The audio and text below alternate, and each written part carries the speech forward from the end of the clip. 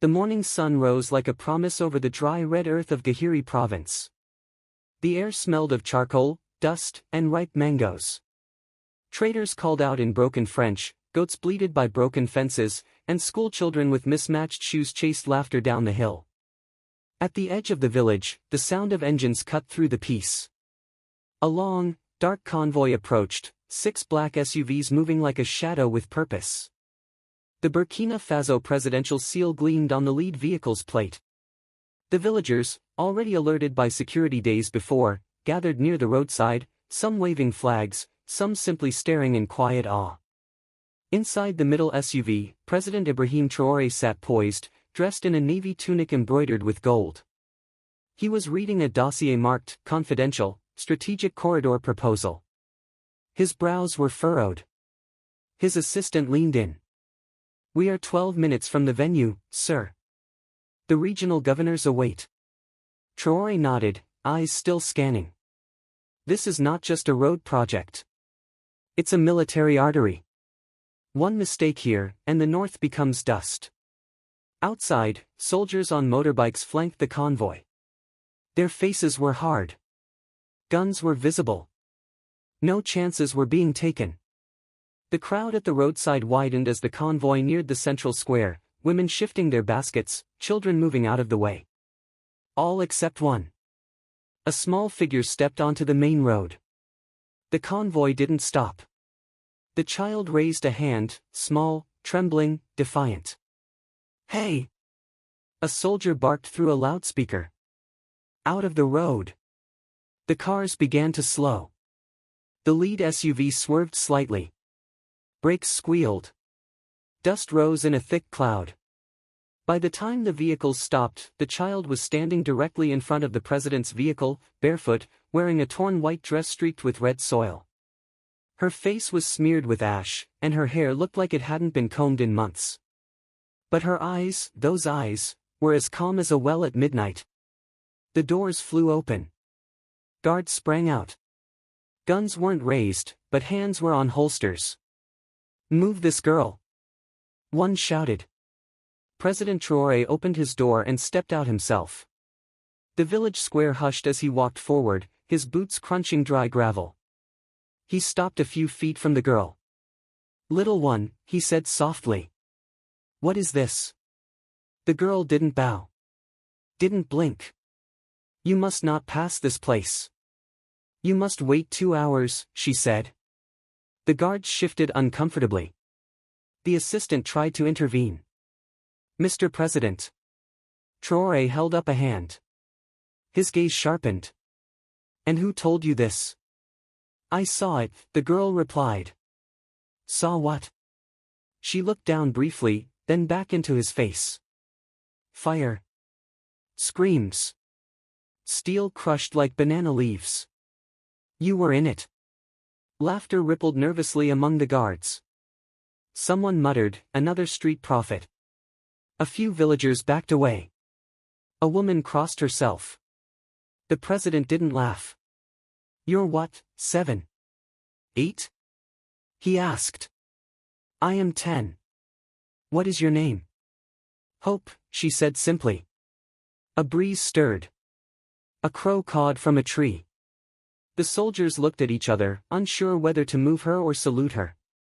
Traoré took a step closer. "Hope, I have waited 6 months for this summit. This road plan will change our entire defense line. Millions are depending on it." The girl didn't answer. "Do you understand how many lives are involved in this?" "I do," she whispered. "That is why you must wait." Traoré exhaled. "Child, I have generals to meet. Advisors to listen to. Who are you to stop me?" Hope tilted her head. "I am no one. But even a whisper can stop a lion, if the wind is strong enough." The president blinked. "Is that a proverb?" She shrugged. "It is a truth." One of the guards leaned toward the assistant. "This is wasting time. We should clear the road and proceed." But Traoré's eyes didn't leave the child. He wasn't sure what unsettled him more, the warning, or her stillness. She wasn't begging.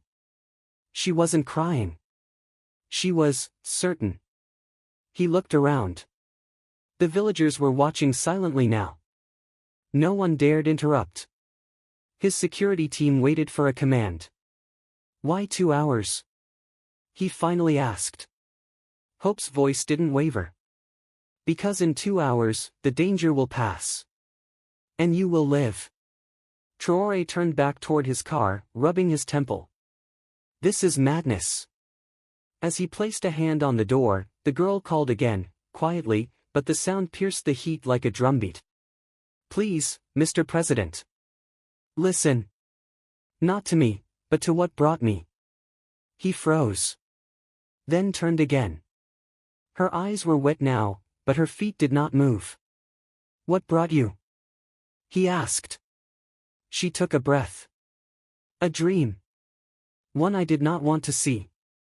One that would not leave me alone. He stared at her. Then looked at his convoy. The dust settling. The men sweating. The schedule ticking. And then he looked at the empty sky. No planes. No signs. No reason to stop. Except a barefoot girl with a dream. And somehow, that felt like enough to make him pause. The convoy didn't move. For a long time, neither did the girl. President Ibrahim Traoré sat back in his vehicle, eyes fixed on nothing. The leather seat under him felt less like power and more like a trap. His phone buzzed again. He ignored it. Across from him, his assistant finally broke the silence. Sir, the governors are waiting. The World Bank envoy is on the way. We have an international deal being negotiated. I know what's at stake, Traoré said flatly. Outside, the guards were growing restless. Some paced. Others squinted at the girl. One soldier leaned against a tree, watching her like she might turn into something else. Hope hadn't moved. She sat on a low stone by the roadside now, legs crossed, dust swirling around her bare feet. She hummed something, low, tuneless, like a memory only she remembered. Her eyes were not on the soldiers. Not on the president's car. They were on the wind. One of the guards finally lost his patience. He marched toward her, towering, rifle slung across his chest. This is nonsense, he said. You're wasting the time of a head of state. You think this is a playground? She looked up at him, unafraid. What grows in haste withers before the harvest. He frowned. What? The soldier turned, scoffing. She's just quoting Bush riddles. But President Traoré had heard it. And it didn't feel like a riddle. It felt like a rope tugging gently at his spine. He opened his door again. As he stepped out, the villagers parted slightly. They had seen something like this before, not the specifics, but the shape of it. When elders paused because a bird called 3 times before sunrise. When a funeral was delayed because a baby cried without tears. Things no one could explain, but everyone knew better than to challenge. Traoré walked back toward the girl. Tell me, he said softly. Is this something you've seen before? She nodded. Sometimes, I see before it happens. But I only speak when the dream wakes me twice. The president crouched slightly, bringing himself closer to her level. And last night? 3 times, she said. What did you see? She turned to face him. Your convoy, she whispered. Fire on the road. Screams under metal. A goat with no head lying across a white line. And a loud voice, saying your name, again and again, but no one was left to answer. The president swallowed. Behind him, a senior guard approached. Sir, forgive me, but we're sitting exposed. We don't know who this girl is, where she came from. What if this is a decoy? A distraction? I've thought of that, Traoré replied. But what threat uses a 10-year-old with no shoes? The guard said nothing. A second voice joined in, it was the assistant, holding his tablet with trembling fingers. Mr. President, the press is already speculating on your delay. If you don't arrive within the hour, we'll lose face in front of international observers. The deal may collapse. Traoré stood up slowly. The sun was inching higher. The air was thicker now. Time was a rope tightening. He looked at Hope again. If I stay here, he asked, what changes? You live, she said. And if I go? She looked at the road. You become a name spoken with sorrow. The president's jaw clenched. You are asking me to choose between a multi-billion-dollar defense agreement and the word of a child I've never seen before. I am not asking, she replied. I am only delivering. He turned away, frustration cracking in his chest. This was absurd. He had risen through ranks by logic, not by riddles. He had faced death, rebels, and deception. And now he was stalled by a girl who claimed to see the future through dreams. And yet, he hadn't dismissed her.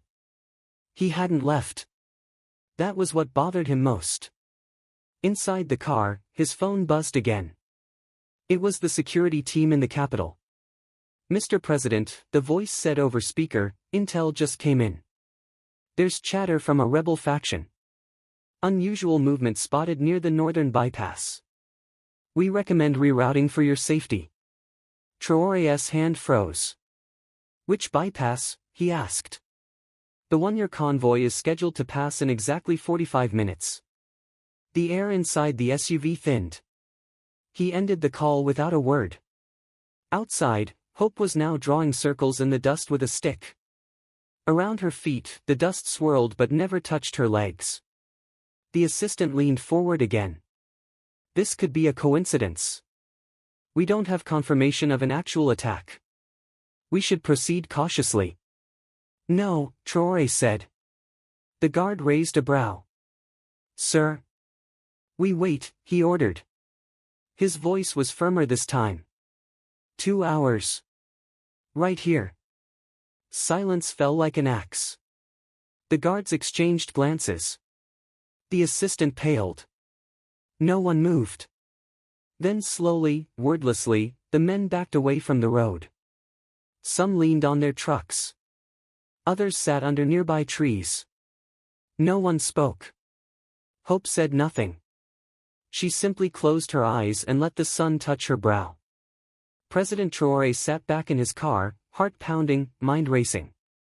He didn't believe in prophets.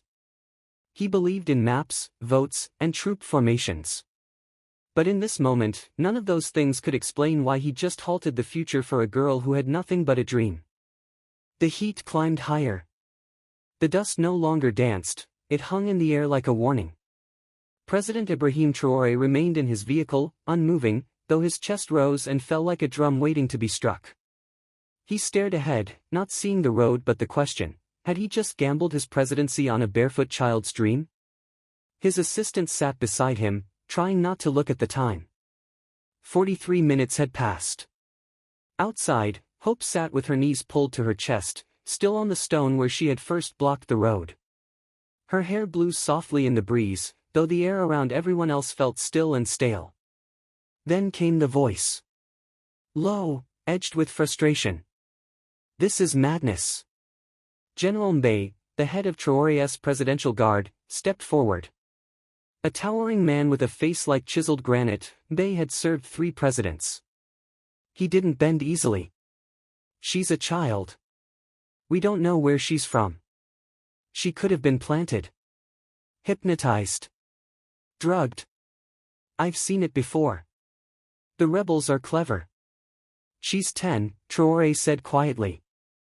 And 10-year-olds can carry bombs, Mbaye snapped. You taught me that. Traoré didn't look up. She's unarmed. She's dangerous, Mbaye replied, stepping closer. Not because she's holding a weapon, but because she's holding your attention. He paused. And that's never a good thing for a president. That struck a nerve. The door opened again. President Traoré stepped out slowly and walked back toward the stone. Hope looked up at him without fear. Her face glistened with sweat, but her posture hadn't changed. You're not from here, are you? He asked. She shook her head. Where's your family? I had a mother. She went to the river and didn't return. The others said she drowned. And your father? I don't know what a father looks like, she said. Some say he went to the city. Some say he was a ghost. Traoré exhaled. You live here alone. I sleep where I find shade. I eat what people throw away. He stared at her. And yet, he said slowly, you speak to a president like you were born in his court. Hope's eyes didn't waver. A man wearing a crown may be no wiser than the boy who watches ants, she said. The silence that followed was thick. Even General Mbaye paused, as if unsure whether to argue with that. Traoré narrowed his gaze. Where do you get these sayings? Hope tilted her head. I don't know. They come when I speak. Like they were waiting. You're either a prophet or a very good liar, Traoré muttered. She didn't respond. Instead, she pointed at the convoy. One of your drivers is carrying something he was told not to. If you had moved, it would have burned faster. That hit like a slap. The president turned sharply toward the vehicles. Search the cars, he barked. The guards snapped into motion, opening doors, checking trunks, scanning under seats. Then one of them called out, Sir. They dragged out a metal case from the back of a transport van. Inside, unregistered munitions. Black market origin. Banned under international treaty. Traoré's face hardened. Whose vehicle? The driver stepped forward hesitantly. I was told to deliver it to the new outpost, sir. I didn't ask questions. Who gave the order? He hesitated. Then murmured a name Traoré recognized. A mid-level defense contractor known for shady logistics, someone the president had already been watching. General Mbaye cursed under his breath. Hope stood slowly. You see, she whispered. Fire follows greed, not always gasoline. Traoré stepped back. This was no longer a coincidence. First, the warning. Then the rebel activity spotted ahead. Now, contraband explosives in his own convoy? And all of it stopped by a girl who hadn't eaten since yesterday. He stared at her. Did someone send you to do this? Hope shook her head. No one sent me. The dream came. I woke up, and I walked. He asked softly, do you understand what kind of power you've touched today? Hope's lips trembled. For the first time, her voice cracked. I didn't want power, she whispered. I just didn't want you to die. That moment shattered something in him. He looked down at his polished shoes, then at her blistered feet. He had fought rebels, traitors, and generals. But this barefoot orphan, with nothing but riddles and warning, had stopped him in his tracks. A child. A child had held back the storm. Suddenly, a new call came through. The assistant answered it on speaker. Mr. President, said the voice, urgent, a large explosion just occurred 20 kilometers ahead, right along your scheduled route. A petrol truck lost control and detonated. Multiple vehicles caught in the fire. Civilian and military. We're still counting, but early reports say, no survivors. The square went dead silent. A bird flew overhead. No one moved. Traoré's jaw slackened. Hope looked down. I saw the fire, she said softly. But not the screams. Maybe that's why I was told to speak. President Ibrahim Traoré stared at her for a long time. Then he dropped to one knee, lowering his head.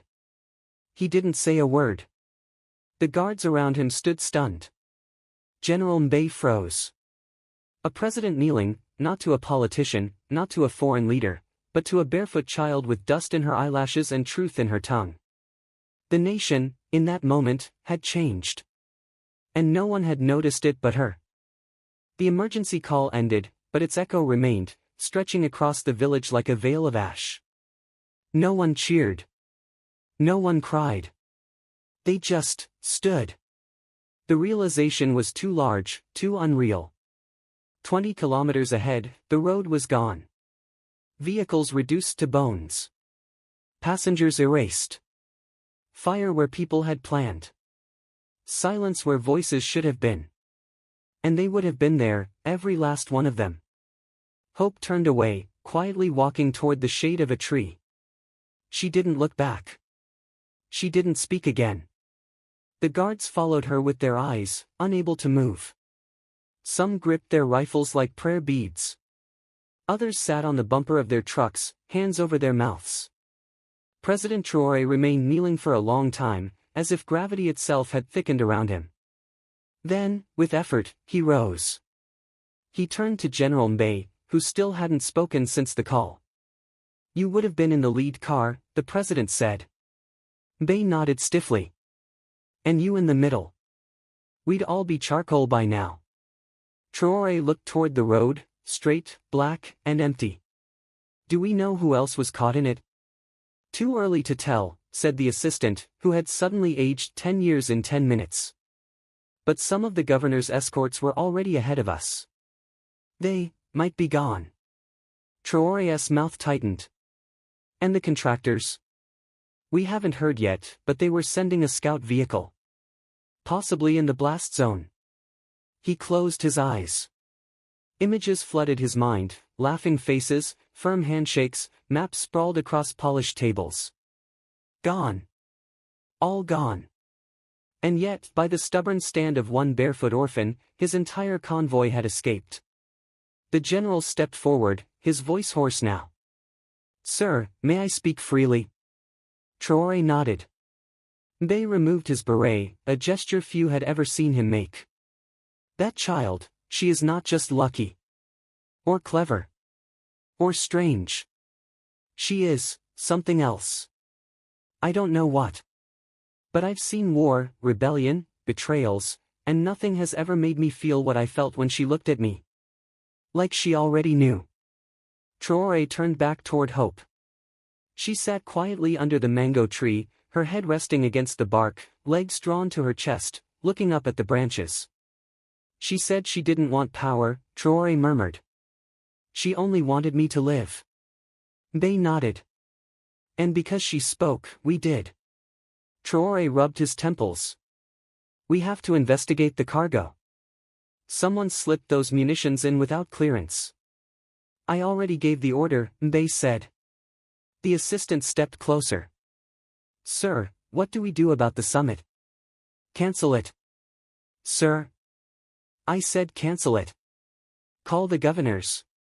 Tell them we'll reschedule. Or relocate. Or forget it altogether. But the foreign investors. They can wait. The dead cannot," Traoré said. A pause. Then he added, "And have the security report on that driver ready by tonight. I want everyone who touched that cargo questioned." The assistant nodded and stepped away. President Traoré walked toward Hope once more. His shoes crunched over gravel, but she didn't stir. He stopped beside her. For a moment, neither spoke. Then quietly, he asked, "Why me?" Hope looked up. Her eyes were tired now, as if seeing that fire, even in dreams, had taken something from her. "I don't know why you. I only know I saw you. You, and the fire." And a voice said, "If he moves, he will vanish. And if I hadn't listened?" She lowered her eyes. "Then today, your name would be dust in the mouths of mourners." He looked down at her cracked heels, the threadbare edge of her dress. "No food. No shoes. No family. And yet you stood in front of the most powerful convoy in the country." She shrugged faintly. "The lion is powerful. But even a thorn can stop its hunt." He exhaled, a sad smile creeping onto his lips. "Another proverb?" She nodded. "It seems your mouth is made of riddles," he said. Hope tilted her head. "No. Just echoes. I speak what's given." The silence that followed was not awkward, it was sacred. Then came the radio call. "Mr. President," said the voice. "Local rescue teams confirmed, no survivors. Not one." all bodies charred beyond recognition. The explosion occurred at exactly the time your convoy would have crossed the bridge. A rustle of wind passed through the mango leaves. Hope looked up at the sky and whispered, almost to herself, then the dream was true. Traoré felt his knees weaken again. But this time, he stayed on his feet. Behind him, the soldiers had begun murmuring among themselves. Not about logistics. Not about the delay. But about the girl. She's not ordinary.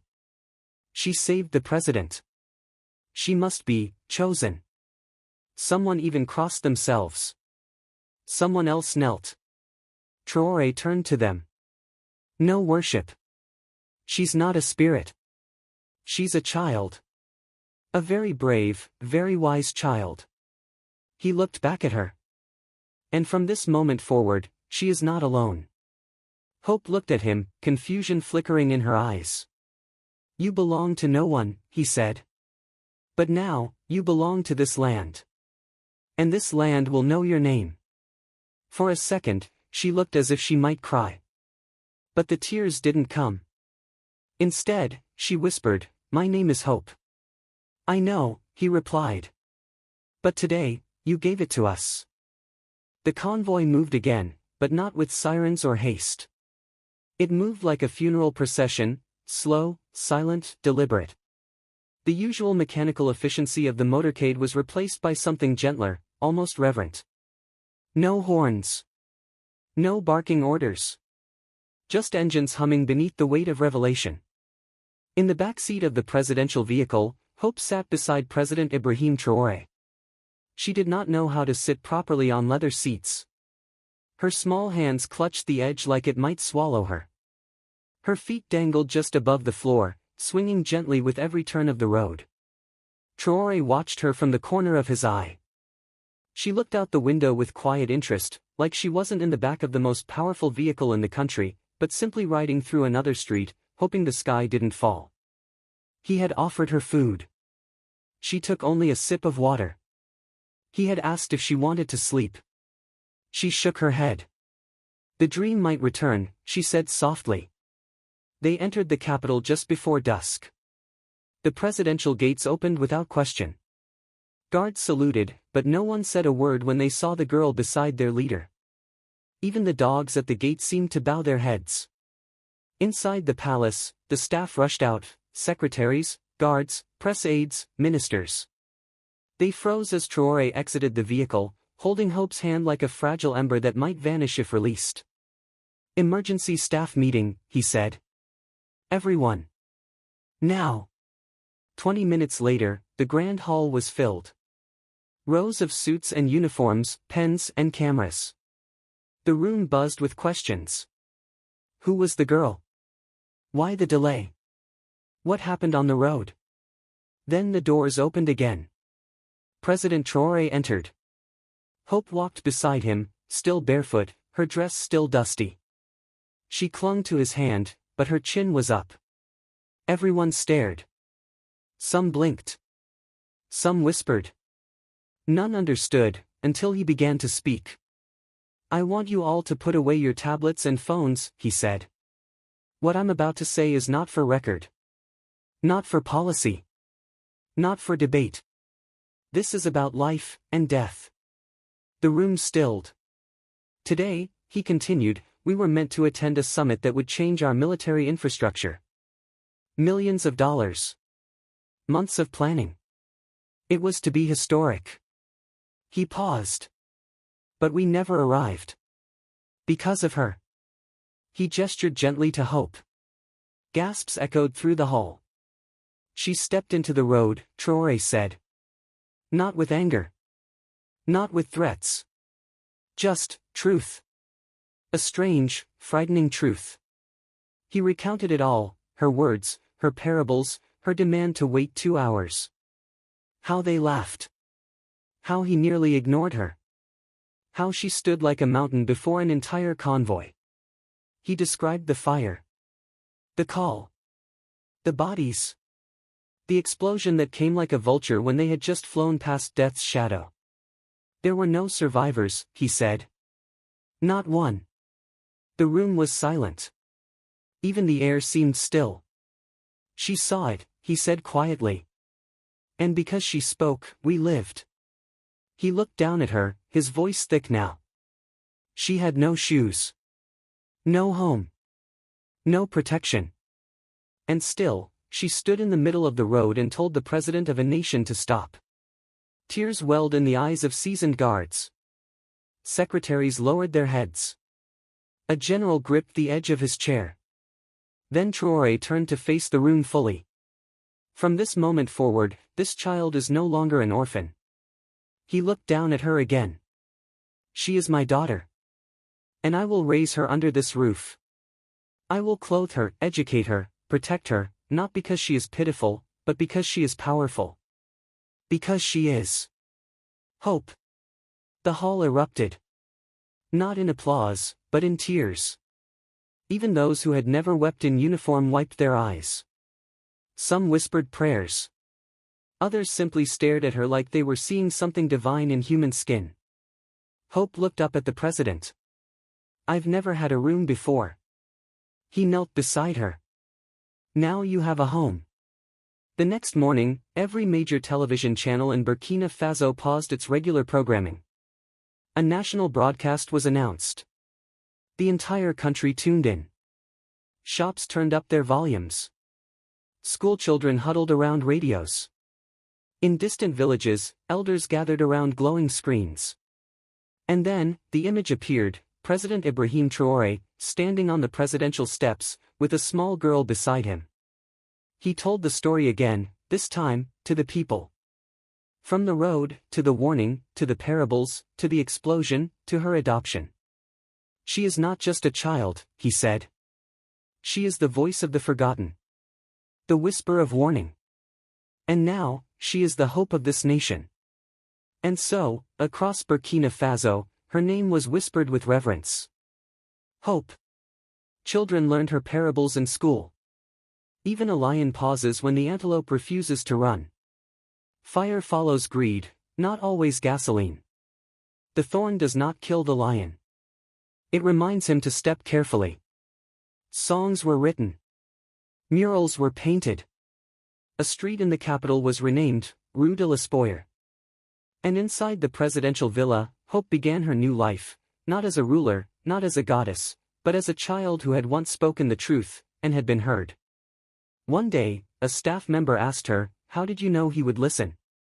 She smiled gently and replied, "I didn't. But sometimes, even thunder stops when a child speaks."